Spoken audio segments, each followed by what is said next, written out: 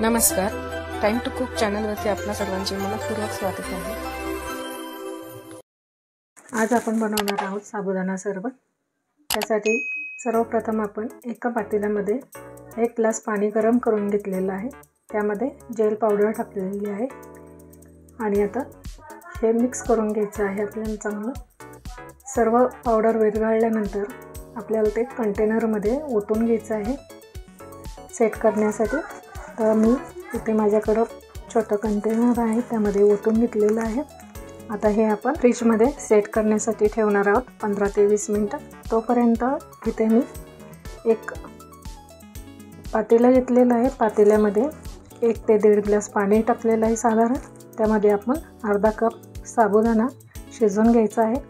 Transparent होईपर्यंत आपल्याला हे चांगलं शिजवून घ्यायचं आहे।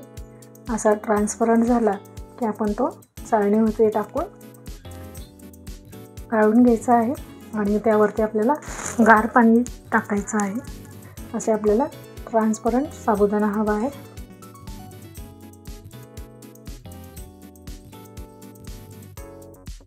तर हा आपण बाजूला ठेवून घेऊया।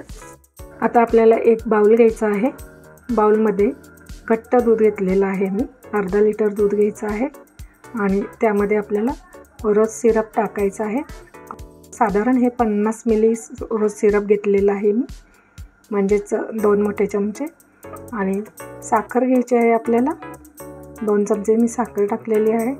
आणि जो आपण साबुदाणा शिजवून घेतलेला आहे तो आता टाकून मिक्स करून घ्यायचा आहे आपल्याला व्यवस्थित। आणि आता काही मी ड्रायफ्रूट्स बारीक करून घेतलेले आहेत, कापून घेतलेले आहे। ड्रायफ्रूट्स आपण यामध्ये ॲड करणार आहोत। या पद्धतीने ते देखील आपण मिक्स करून घेऊया, चांगलं मिक्स करून घ्यायचं आहे। आणि आता जेली आपली सेट झालेली आहे ती आता कट करून घेऊया। या पद्धतीने मी कट करून घेते आहे। जेली चांगल्या प्रकारे आपली सेट झालेली आहे, छान क्यूब्स निघत आहेत, तुम्ही बघू शकता। आता इथे अशा पद्धतीने जेली आपली छान तयार झालेली आहे। आता आपण ग्लासामध्ये सरबत भरून घेऊया। या पद्धतीने सर्व करून घ्यायचं आहे आपल्याला।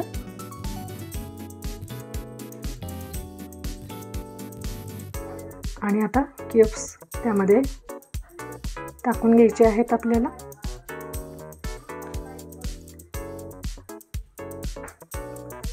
जेली क्यूब्स आपण टाकून घेतलेले आहे। आता वरतून आपण गार्निशिंगसाठी थोडेसे ड्रायफ्रूट्स कट करून घ्यायचे आहेत। तर मी इथे थोडेसे काजू बदाम हे असे कट करून घेतलेले आहे आणि त्याने आपण गार्निश करून घेणार आहोत। आपला हा साबुदाणा सरबत तयार झालेला आहे। हे रेसिपी तुम्ही नक्की ट्राय करून बघा। पुन्हा भेटूया अशाच एका नवीन रेसिपी बरोबर। धन्यवाद। माझ्या चॅनलला सबस्क्राइब करायला विसरू नका। शेजारील बेल आयकॉनवर देखील क्लिक करा, म्हणजे तुम्हाला नवीन रेसिपीचे नोटिफिकेशन मिळत राहतील।